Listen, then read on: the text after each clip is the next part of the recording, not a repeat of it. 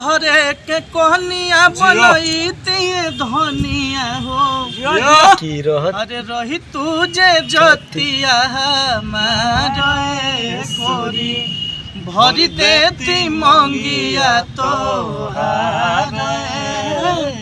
नमस्कार प्रणाम। हम बने आप सबके भाई एक्टर कॉमेडियन भुटाली मैन। आज हमने के वीडियो शूट करते हैं। हमारे ससुर भाई हैं, ये देखिए आइए मिलवाते हैं इनसे।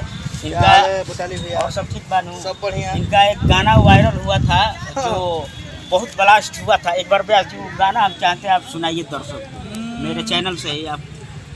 अरे कि तोहरे के कहनिया बनईती धनिया हो अरे रही तुझे जतिया हमारे गोरी भरी देती मंगिया तो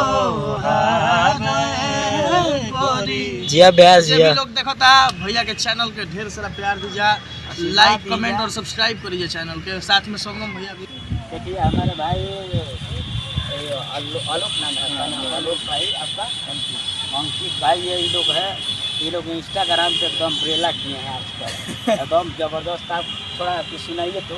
सब भाई का बड़े भैया का दुआ है और ऐसे ही दुआ बना रहे। और जितने लोग देख रहे हैं सभी से रिक्वेस्ट है कि आप लोग इनका चैनल सब्सक्राइब कर लीजिएगा। और हमारा इतना बढ़िया क्रिएटर आलोक भाई और हमारे भाई राहुल भाई जो कि हमको सत्यम भाई, सॉरी हुआ जला कितना नाम याद रखो।